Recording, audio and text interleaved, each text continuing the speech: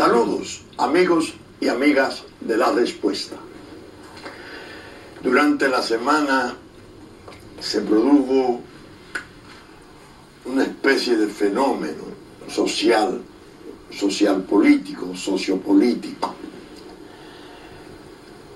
El pueblo nuestro fue atraído por las expectativas dramáticas y espectaculares que se lograron levantar en ocasión de la reunión del Comité Político del Partido de la Liberación Dominicana. La prensa estuvo muy activa, naturalmente recogiendo un ánimo público bien exacerbado, y el Partido de la Liberación Dominicana dio una vez más una muestra de cordura, una muestra de serenidad en medio de las tensiones, porque las hay.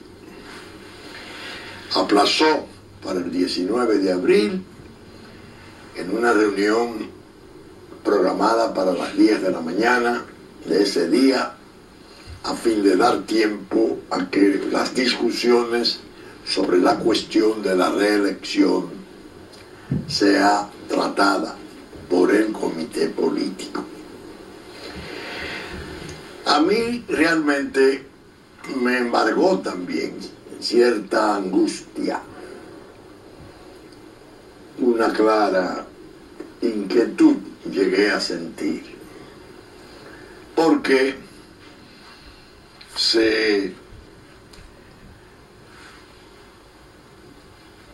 trabajó tanto en calentar los ánimos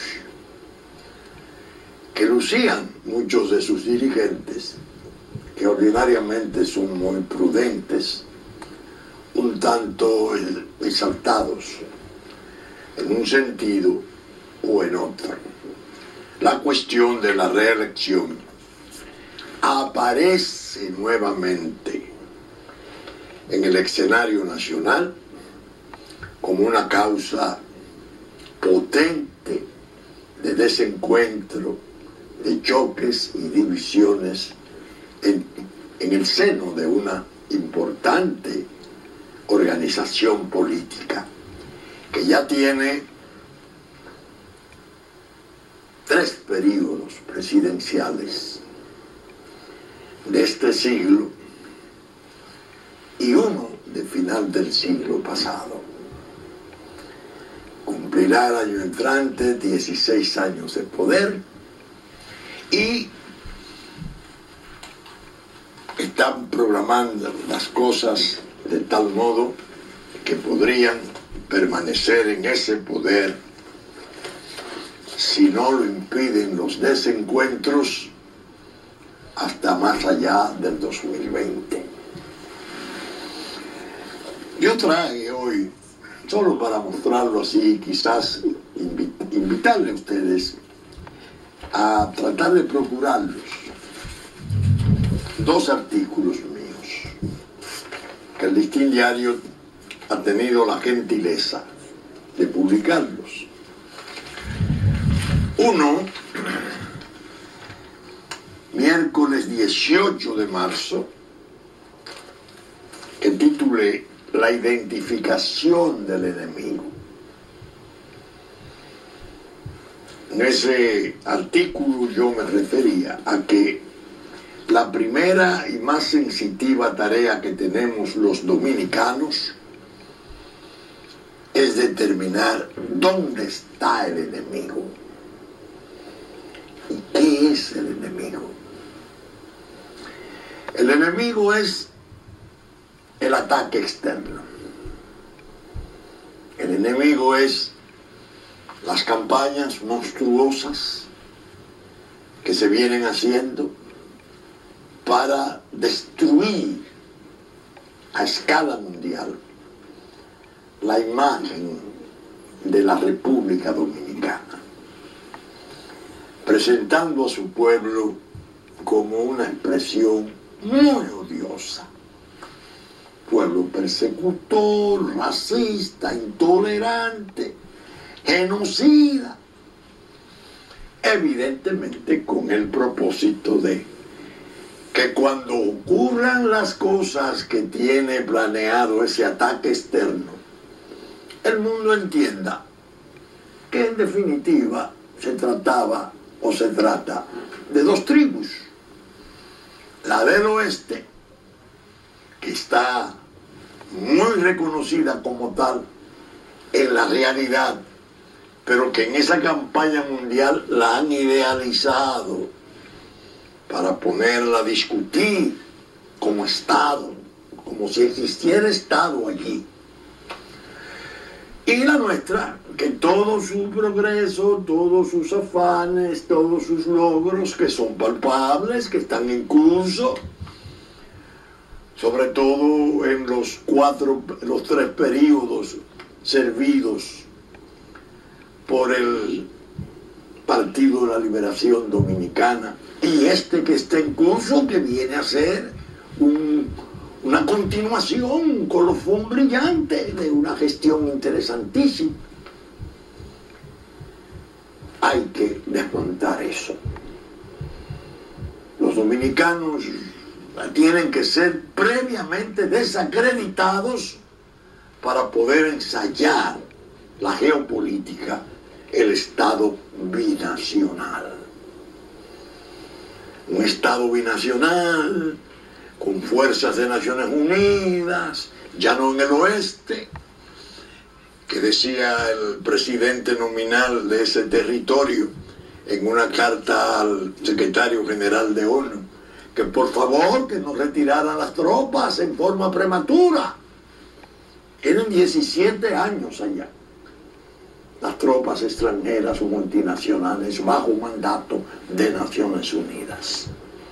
Ese clavo caliente está turbando a Naciones Unidas, que ofreció el palio para la ignominia y lo ha venido sosteniendo, la ignominia frente a nosotros, que para nosotros dicen ser esfuerzos liberadores, de altísimo contenido humano, de piedad universal, pero a costa del vecino Estado, que tiene muchas cosas logradas y de consiguiente muchas cosas por perder.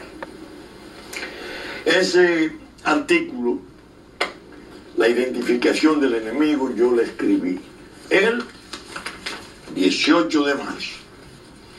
Efectivamente, viendo la semana cómo ocurría, cómo transcurría, yo me reafirmaba en la cuestión de la necesidad de identificar al enemigo. Surge el tema esencial del país, el PLD y la reelección, que no es otra cosa que el instrumento que está usando el poder extranjero para dividir a esa organización,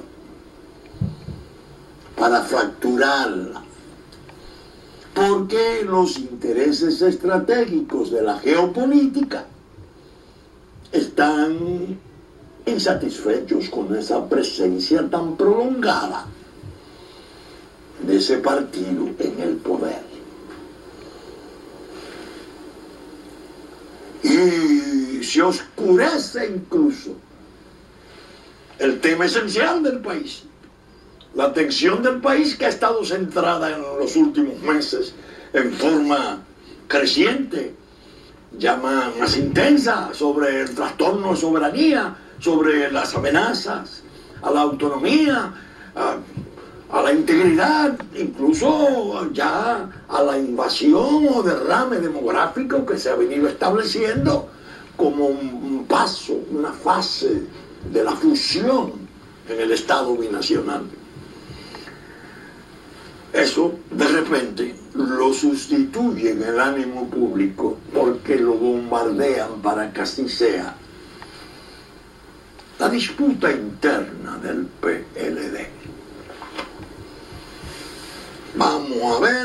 modo rompemos eso. Y lo han hecho. Han hecho el intento y lo tienen en curso. Han hecho naturalmente un papel las potencias, las tres fundamentales potencias que están debajo de esas maquinaciones: Estados Unidos, Canadá y Francia, han logrado bastante en el envenenamiento de esa organización política. Claro, han contado con la ventaja de que pudieron injertarla, un injerto venenoso, con mandatos siniestros, que es la realidad profunda de la desarmonía. Vamos a romper esto. Frente a esa situación yo escribí otro artículo.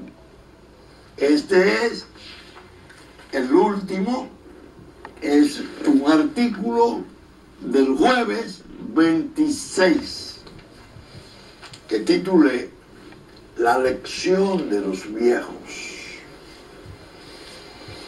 Este artículo es consecuente con mi pensamiento en la identificación del enemigo. Entonces yo hago en ese artículo una serie de consideraciones sobre el liderato nacional en la fase actual, que coloco sin titubeos en dos figuras: el presidente de la República y el presidente del Partido de la Liberación Dominicana, cuya unidad es crucial para poder salvar la organización.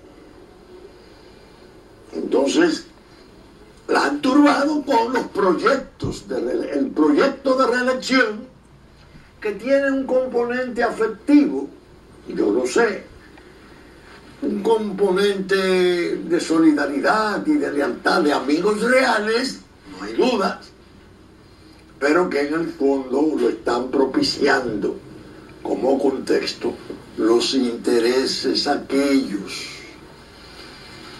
incluso hasta en sus maniobras sucias, las peores.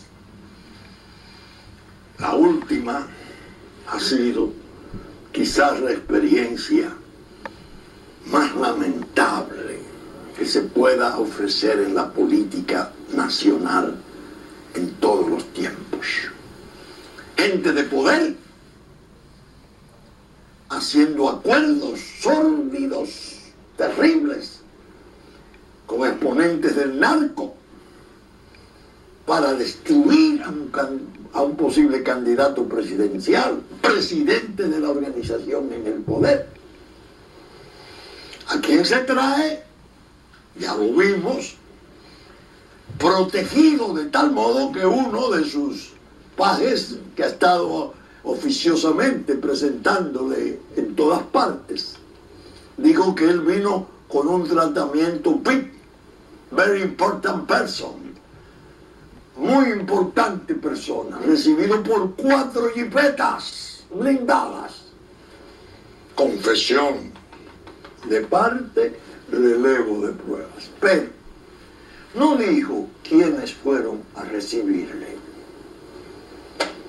Lo sacó un primo de la esposa, no.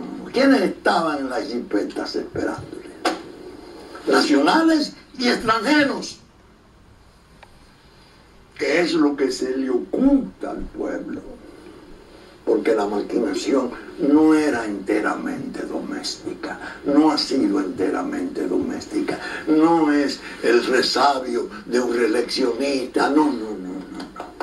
Es un ataque estratégico. ¿Por qué frente a ese candidato se pueden hacer esfuerzos tan sucios? Ese candidato está fuera de control de la estrategia del binacional. Ese candidato, en un aniversario del natalicio de Hugo Chávez, Hace 2 años pronunció un discurso espectacular, hablando de Venezuela y de Cuba, evocando a Chávez. Ese candidato fue a la OEA y le hizo severísimas críticas a un fallo malhechor y sedicioso de la Corte Interamericana de Derechos Humanos. La Corte Interamericana. Ese candidato ahora mismo en la semana acaba de llamar adefesio a ese fallo. No es el candidato que queremos. No lo aprobamos. Nos resultó útil porque en medio de la tragedia del terremoto se impresionó tanto que fue el más solidario y se involucró en el auxilio y produjo una permisividad fronteriza que fue el principio de lo que se ha venido ya cumpliendo como programa de forma muy peligrosa, que es la invasión masiva. Pero si ese candidato toma el discurso nacional, ahí puede venir una cosa potente, porque el pueblo le va a caer atrás por el discurso nacional, independientemente de que tiene 3 periodos, ganados por encima del 50%, tiene obras palpables. No, destruyanlo. No solo destruyan ese, sino intenten salvar el otro nuestro, el que usamos en la coalición de Irak, el que envió 300 soldados dominicanos a aquella tragedia distante, con tal de poder obrar con mayor libertad y tener mayores márgenes para operaciones sombrías de trato con los peores intereses del mundo. Entonces montan el desencuentro. Parecía que estaban esperando los silletazos, que el comité político iba a estallar, que se iba a hacer la presentación, unos iban a oponer, otros lo iban a aprobar, y de ahí en adelante vuelan las sillas. Todavía no las metralletas, como acaba de ocurrir en Bonao, disputándose un local. Hubo la primera ráfaga del Partido Revolucionario Moderno frente a la estructura del PRD, que dicho sea de paso, ha logrado un considerable ordenamiento de su dinámica. Entonces yo escribí La elección de los viejos y la tesis es: Juan Bosch, Joaquín Balaguer tuvieron dificultades inmensas. La mayor expresión de desavenencia fue el 90. El proceso electoral fue horrible. Juan Bosch y Joaquín Balaguer tenían fricciones ásperas en la lucha política, pese a que eran buenos amigos desde la juventud. En ese artículo, La elección de los viejos, yo cuento incluso aquel encuentro el día 14 de febrero de 1986 en la casa del doctor Balaguer, en la que yo tuve el privilegio de ir invitado por don Juan. Y pasé 2 horas encantadoras oyendo a aquellos 2 hombres notabilísimos, cultos, brillantes, hablar de cosas nacionales, de su juventud, algo admirable, que yo digo en mi artículo. Al cabo del tiempo fui sintiendo una alegría agridulce, porque me dije, caramba, estos dos hombres no han debido estar tan separados. Teniendo esas bases afectivas, qué lástima que el país no haya tenido, no que trabajaran juntos, pero no tan separados, digo en mi artículo. Sin embargo, agrego en mi artículo, cuando vino la crisis del 94 y se dio el golpe de Estado institucional de mutilar el periodo presidencial, cuando un embajador norteamericano de apellido Pastorino convoca una rueda de prensa de embajadores extranjeros en un hotel para declarar formalmente que el PRD es la organización política que ha ganado las elecciones.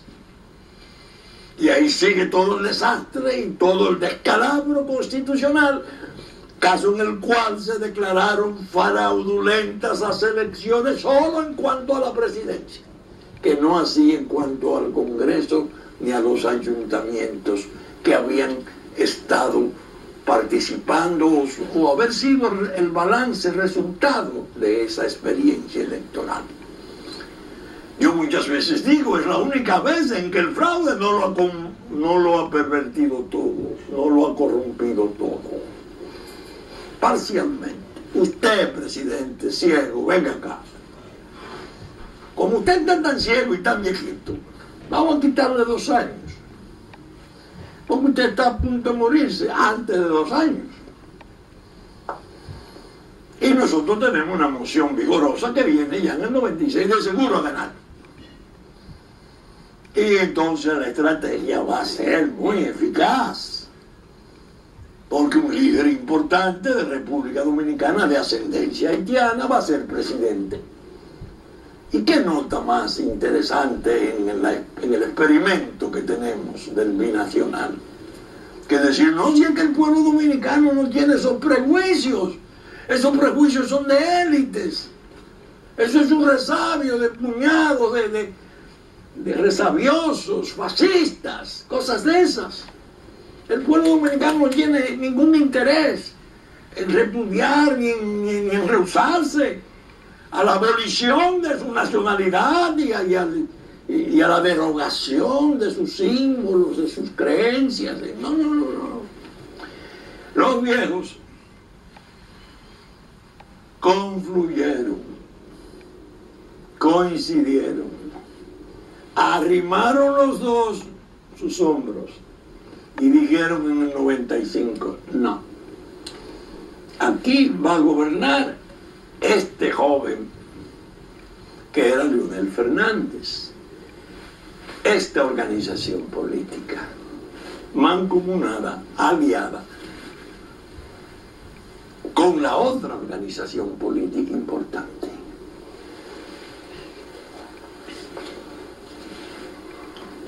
...96-2000, 2004-2008, 2008-2012, 2012-2016.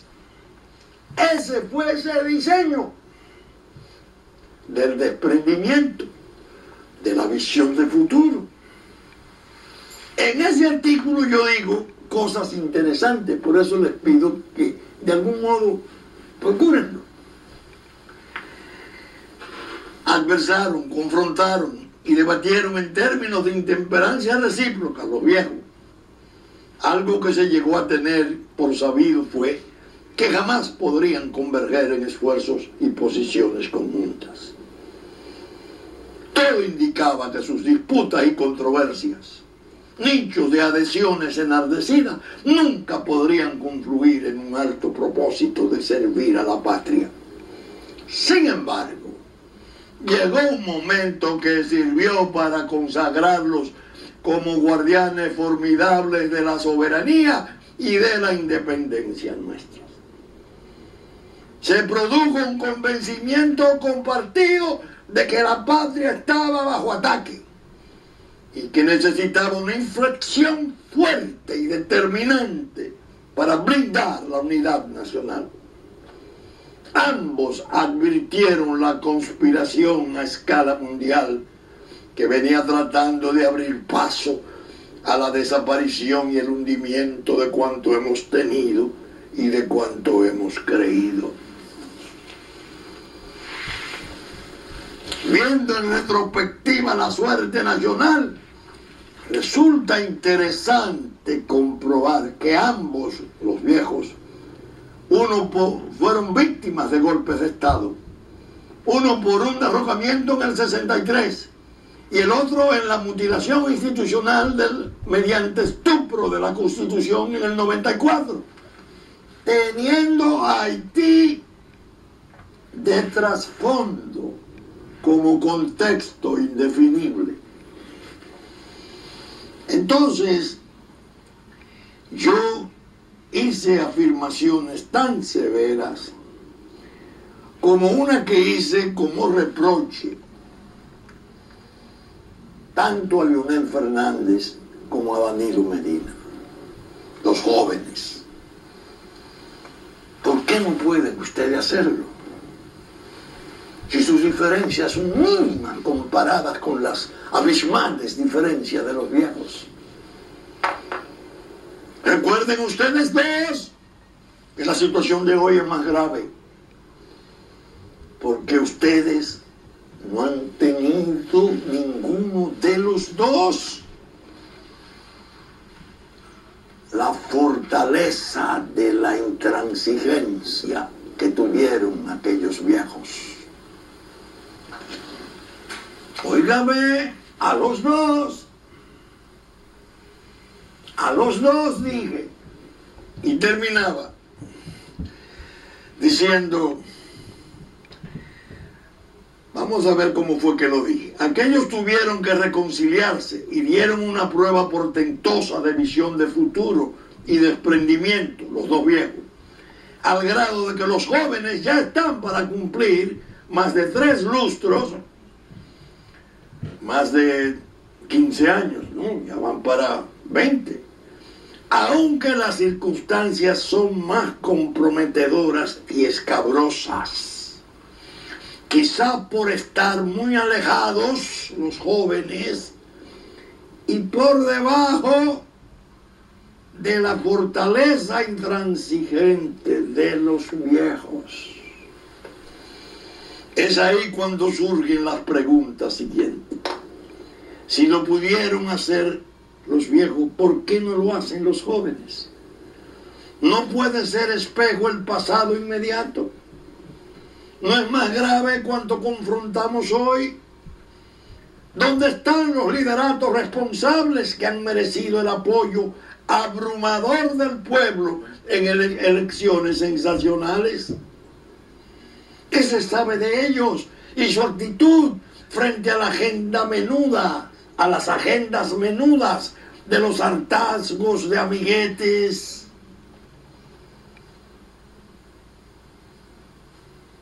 De los hartazgos de amiguetes y la patria. Terminamos por entregarla. Admitimos o no que se reinterprete y se caricaturice. He dicho que los líderes del presente deben tener pendiente que el boleto para el viaje hacia la historia solo está disponible en la sagrada estafeta de la unidad nacional, más allá de todos los riesgos. Es un desafío. Lo demás es el error como tragedia. Pero ¿en qué momento? Yo he tenido en esto una especie de dedicación casi obsesiva. La unidad. Por eso el tratamiento frente a esos dos amigos lo he querido hacer serio y neutral, teniendo únicamente por norte lo que es la conveniencia del país de todos. El de ellos, que ha confiado en ellos, y el de todos nosotros los dominicanos.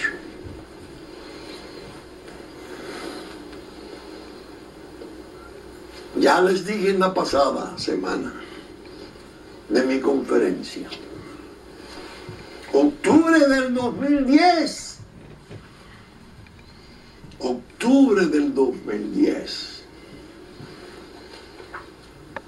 es una conferencia que puede ser leída y mejor comprendida ahora. Y es la que me ha blindado, la que me ha protegido de la murmuración, de la intriga siniestra que anda por ahí tratando de dañarnos y desfigurarnos. Lo que exigí para Leonel Fernández, lo he exigido para Danilo Medina. ¿Por qué? Porque el norte es la república. Porque ellos han sido mandatarios de la república. Y entre ese mandato dado por el pueblo en forma abrumadora, la preservación de la independencia, de la integridad territorial, de la soberanía, la preservación de todos nuestros valores, de nuestra conservación como Estado y como patria. Son ellos los responsables de cumplirlas, esas obligaciones. Miren ustedes lo que yo sostuve sobre la cuestión de la reforma constitucional, porque ahora viene el problema. En estos 19 días, 20 días que faltan, ustedes verán manifestaciones espectaculares y concentraciones y opiniones y gente que ayer era enemiga jurada de la reelección, ahora son reeleccionistas, en comillas, fanáticos, porque tienen otras agendas y otros mandatos, porque no les interesa esta República Dominicana en esta versión histórica, porque creen que deben obedecer agendas extranjeras, que es la que ha venido remunerándole por décadas. Atiendan ustedes para que ustedes puedan evaluar la honradez de mis puntos de vista. Hoy no me quedo rezagado, y cuando estoy en mejor edad de advertir, afirmo lo siguiente. Para el tiempo excepcionalmente borrascoso que trae la crisis mundial, decía yo en el 2010, con repercusiones entre nosotros inevitables, creo en una modificación constitucional a fin de que el artículo 124 que impide la reelección se le agregue el párrafo que me permito transcribir como si ya fuera parte del contenido de dicho artículo. Artículo 124. Elección presidencial. El poder ejecutivo se ejerce por él o la presidente de la República, quien será elegido cada 4 años por voto directo y no podrá ser electo para el período constitucional siguiente. Párrafo. Era mi propuesta. Sin embargo, se podría convocar a un referendo consultivo a fin de que el pueblo exprese su parecer en cada caso que se propusiere la posibilidad de optar a una nueva repostulación de un presidente en ejercicio. Fin de la cita. Sería una forma de superar la prohibición o impedimento que establece dicho artículo, dotada de una legitimidad formidable. Requeriría 3 operaciones constitucionales.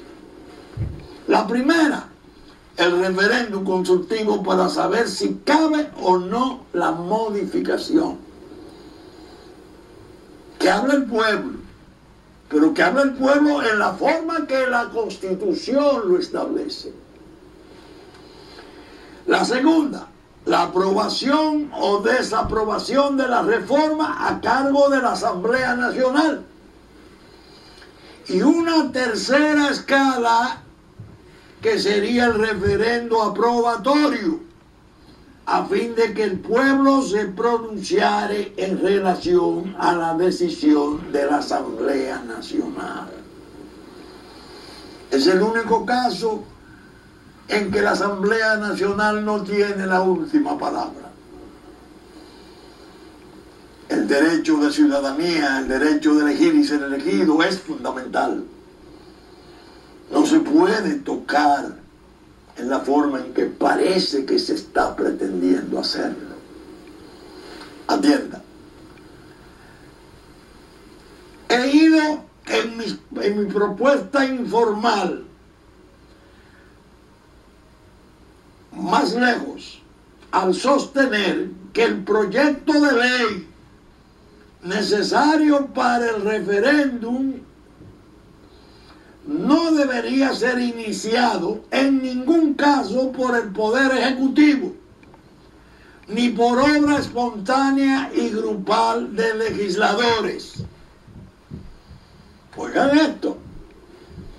He sugerido que previa a cualquier iniciativa de los legisladores se debería procurar una solicitud masiva en número no menor de 1 millón de dominicanos y dominicanas, instándoles a impulsar la aprobación de la ley de referendo correspondiente.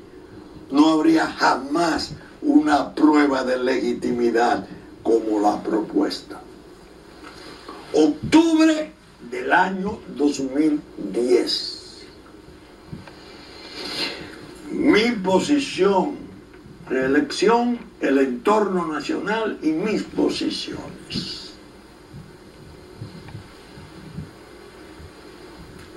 Invariable, pensando en la República Dominicana. Preocupado porque ésta no sea sometida a una experiencia desastrosa de divisiones, de contestaciones odiosas, separadoras de la cohesión nacional. No debilitar el ser nacional, no llevarlo al limbo terrible de la tribu vecina, porque el interés extranjero tiene la vista puesta en esa posibilidad, la necesita.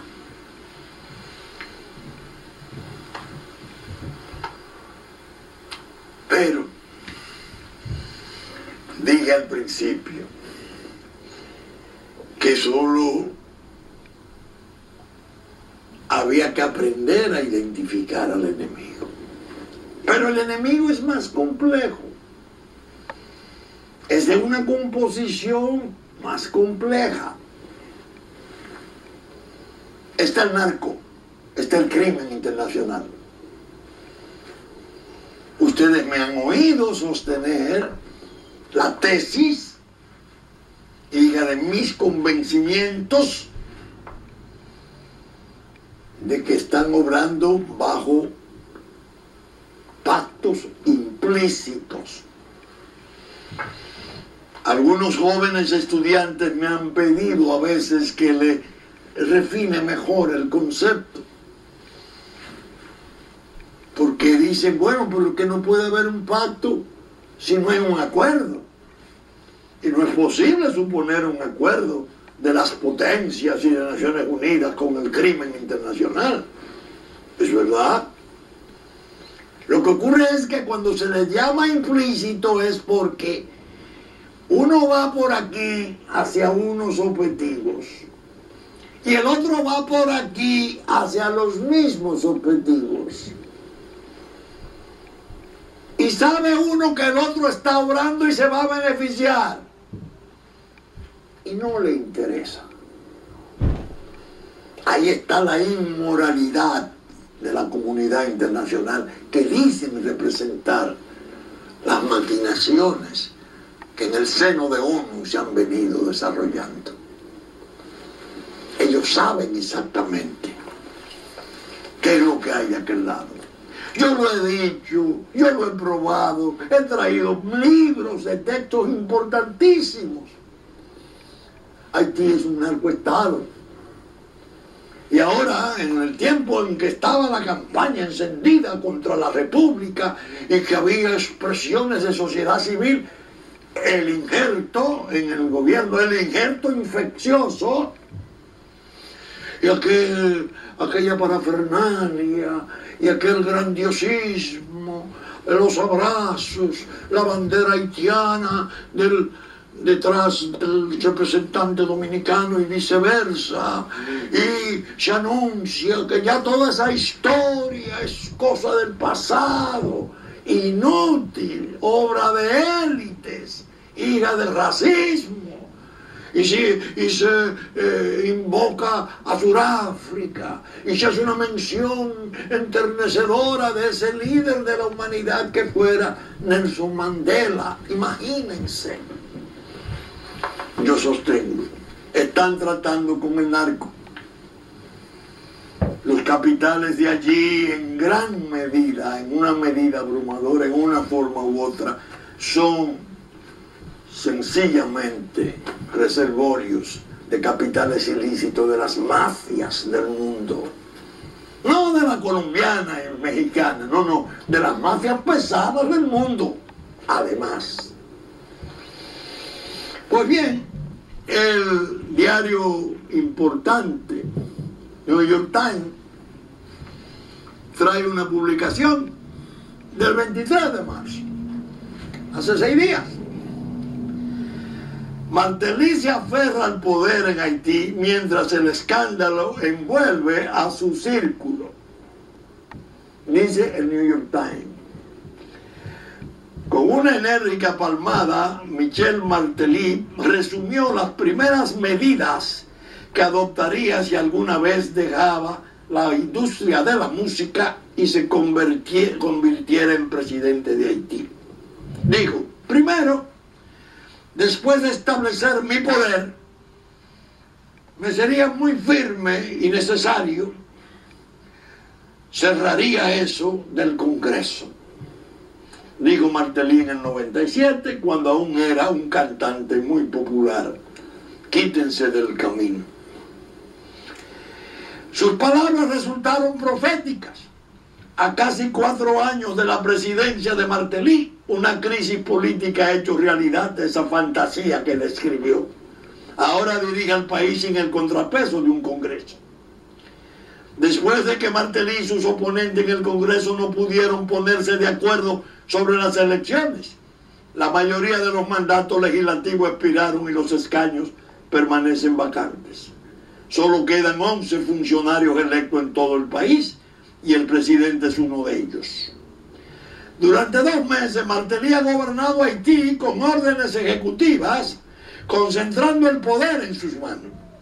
Se convirtió en un hombre que, según afirman sus críticos, es prisionero de su pasado y se encuentra rodeado por una red de amigos y colaboradores que han sido arrestados por cargos de violación, asesinato, tráfico de drogas y secuestro.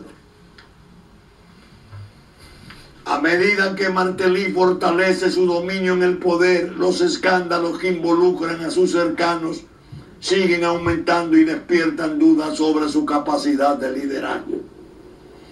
Uno de sus principales asesores fue encarcelado por 6 meses durante su mandato después de ser acusado de asesinar a un hombre en un tiroteo en la frontera dominicana. Otro de sus amigos se desvaneció el año pasado, poco después de ser liberado de la cárcel en un proceso por tráfico de marihuana. El fiscal de ese caso huyó del país temiendo represalia. Otro más de los asociados de Martelly está en la cárcel acusado de dirigir una banda de secuestradores. Un veterano funcionario judicial asegura que dejó de ir a los eventos en el palacio porque seguía topándose con gente que habían sido arrestadas bajo cargos tan serios como asesinato y ahora trabajaban en las oficinas presidenciales como guardias de seguridad. Ahí estaban, en el palacio, portando armas automáticas, dijo el funcionario, con la condición de mantener su anonimato por motivos de seguridad.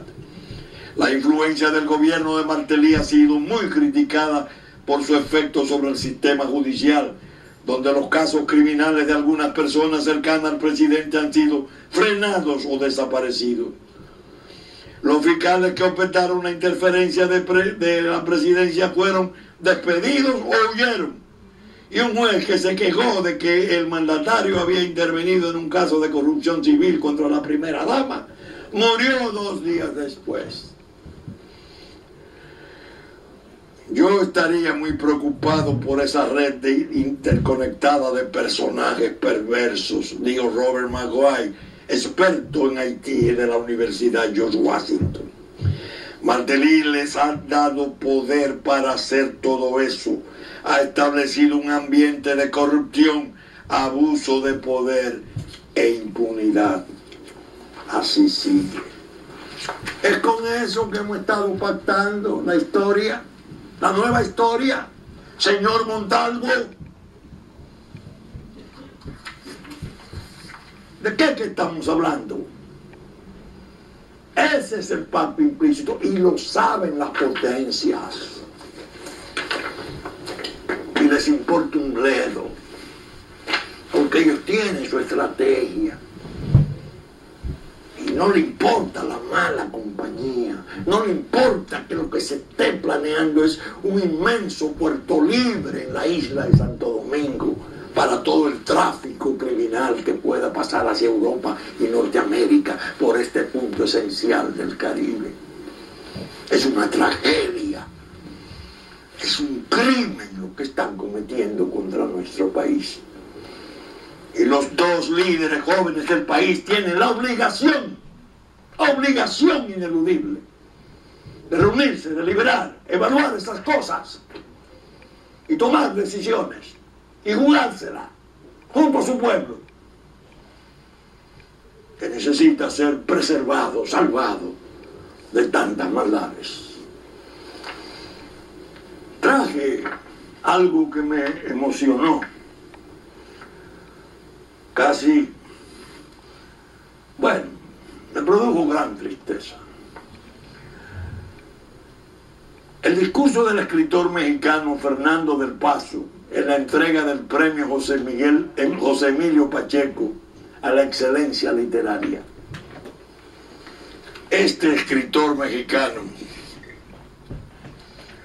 era gran amigo del poeta José Emilio Pacheco. Y dice: no amo mi patria. Su fulgor abstracto es inasible. Así dice uno de los poemas más hermosos y valientes que conozco.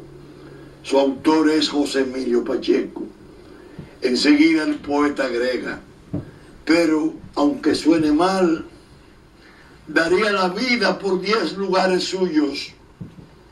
Cierta gente, puertos, bosques, desiertos, fortalezas. Una ciudad deshecha, gris, monstruosa. Varias figuras de su historia. Montañas y 3 o 4 ríos. Fin del poema que cita el escritor Pasos. En esta ocasión en la que vengo aquí a Mérida a aceptar y recoger un premio literario que lleva tu nombre, José Emilio, quiero aprovecharla para decirte algunas cosas. A ti que fuiste mi amigo y mi colega durante tantos años, y sobre todo que fuiste un gran poeta por mí admirado, mi querido Bate. Quiero decirte que yo también amé a tu manera esa patria de los cuantos bosques y ríos, y de la ciudad monstruosa que fue tu cuna y fue la mía. Quiero decirte lo que tú ya sabes, que también me duele hasta el alma que nuestra patria chica, nuestra patria suave, parece desmoronarse y volver a ser la patria mitotera, la patria revoltosa y salvaje de los libros de la historia.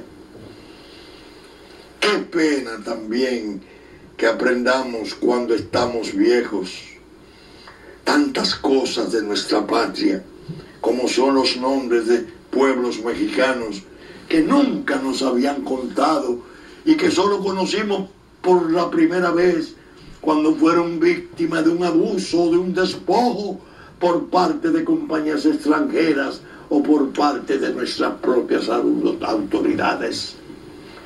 ¿De qué nos sirve recoger aquí y allá premios y reconocimientos mientras nuestro país se desprestigia ante los ojos del mundo? Parece mentira, José Emilio, que haya pasado tantos años y todavía no hemos aprendido a no mancillar ese fulgor abstracto que alimentaba nuestra pasión por la patria. ¡Qué pena, sí! ¡Qué vergüenza! Querido José Emilio, no me preguntes cómo pasa el tiempo. Hace poco más de un año que te fuiste y no tuve oportunidad de hablar contigo de tantas cosas como hubiera querido. He sido un mal lector de tu obra y me arrepiento. Pero ahora estoy dispuesto a llenar este vacío con el recuerdo de tus palabras, de tu presencia y de tu lucidez. Nunca como hoy me pregunto, ¿qué hicimos, José Emilio, de nuestra patria? ¿A qué hora? ¿Y cuándo se nos escapó de las manos esa patria dulce que tanto trabajo le costó a otros construir y sostener? ¡Ay, José Emilio! Sí, dime cuándo empezamos a olvidar que la patria no es una posesión de unos cuantos, que la patria pertenece a todos sus hijos por igual, no solo a aquellos que la cantamos y que estamos muy orgullosos de hacerlo, también a aquellos que la sufren en silencio. Tú mismo lo dijiste, los pobres, tarde o temprano ellos en masa heredarán la tierra. Tú nos invitaste a admirar su paciencia, pero ¿hasta cuándo, José Emilio? ¿Hasta cuándo? Ese día no parece llegar nunca. El apocalipsis, como tú dices, todavía tiene que dar paso a varios comerciales y el centauro y el unicornio no han resucitado aún. Cuando me enteré que había sido honrado con el premio que lleva tu nombre, José Emilio, una andanada de recuerdos se me vino encima. Éramos muy jóvenes y teníamos toda la vida por delante y toda la patria también. Pero ¿qué patria, dime? ¿La de nuestros padres? ¿La de nuestros abuelos? ¿O la sola patria nuestra? Éramos jóvenes, sí, y teníamos una enorme responsabilidad que cumplir, la de cuidar el patrimonio que habíamos heredado y cuya integridad se ha visto amenazada tantas veces. Dime, José Emilio, ¿cumplimos? Hoy que el país sufre de tanta corrupción y crimen, basta con la denuncia pasiva, basta con contar y cantar los hechos para hacer triunfar la justicia. Es ético aceptar premios por nuestra obra y limitarnos a agradecerlos en público cuando lo hago en estos momentos. No lo sé, pero vale la pena plantear si nuestra posición sirve para algo. Algo se está quebrando en todas partes, decías en uno de tus poemas. Algo sí, mi corazón, ante lo que sucede a nuestro alrededor, y se quiebran mis palabras. Ay, José Emilio, yo no sé para qué me meto en estos bretes, si bastaría acudir aquí a aceptar el premio, pero no puedo quedarme callado ante tantas cosas que se nos han quebrado. ¿Qué se hizo del México post-68? ¿Qué proyecto de país tenemos ahora? ¿Qué proyectos tienen quienes dicen gobernarlo? Me permito citarte una vez más. Conozco tu país, decía el gringo. Pasé una noche en Tijuana. Estas son las palabras que me sé de tu idioma. Puta, ladrón, auxilio, me robaron. ¿En qué se diferencian estas palabras de político, autoridad, socorro, me extorsionaron? Ay, José Emilio, ¿qué hemos hecho de nuestra patria impecable y diamantina? Insisto, José Emilio, no me preguntes cómo pasa el tiempo. Lo que te puedo y quiero decir ahora es que estoy viejo y enfermo, pero no he perdido la lucidez. Sé quién soy, quién fuiste, y sé lo que estoy haciendo y lo que estoy diciendo. Lo único que no sé es en qué país estoy viviendo. Pero conozco el olor de la corrupción. Dime, José Emilio, ¿a qué hora, cuándo permitimos que México se corrompiera hasta los huesos? ¿A qué hora nuestro país se deshizo en nuestras manos para ser víctima del crimen organizado, el narcotráfico y la violencia? Sigue la carta, sigue el discurso hermosísimo. El grito de un escritor, de una conciencia, ya sobre los 80. A mí me conmocionó. Pensé mucho en Orlando. Lo echaba de menos en el programa pasado. Leía unos versos y decía, no son 40 años de tu muerte, son 40 años de tu ausencia. Lo que tú has hecho falta, hijo, para esta patria que estamos de muchos modos perdiendo. Danilo Medina, Leonel Fernández,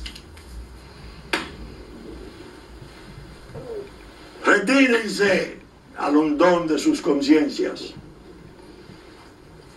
Hagan un ejercicio trascendental de lucidez, de compromiso, de desprendimiento, y preparen el futuro de la patria nuestra. Bien, saben ustedes que estamos saliendo por Super Canal 33, 3 del cable, a las 11 de la mañana de domingo, que ya nos anticipó Teleradio América, Canal 45, Televisión Abierta, 12 del cable, a las 6 de la mañana de sábado, que asimismo en Puerto Plata, Telemusa, como TV Plata, a las 5 de la tarde de sábado, anticiparon nuestros contenidos, que asimismo Telefuturo, Canal 23, a las 8 de la mañana de domingo, reproduce esos contenidos. Cinevisión, Canal 19, a las 12 del mediodía, como Teleimpacto, canales 52 y 22, a las 12 del mediodía y a las 9 de la noche. Telenor de San Francisco de Macorís, al mediodía de domingo y 6 de la tarde del mismo día. Asimismo, saben ustedes que está reproduciendo por la radio, como siempre, nuestra consecuente amigo Radio Real de la Vega, la versión central del domingo a las 11 de la mañana. Que el diario Horizonte de New York sube a sus páginas nuestros contenidos como diario digital dominicano. Que asimismo está Hit 92 a las 9 de la mañana de domingo para el sur de la República. Y claro, canales amigos, muy amigos de Montecristi, Sabaneta y Güey, que reproducen los contenidos de La Respuesta. Con la gracia de Dios esperamos estar con ustedes en una nueva entrega el próximo domingo. Muchas gracias y hasta entonces.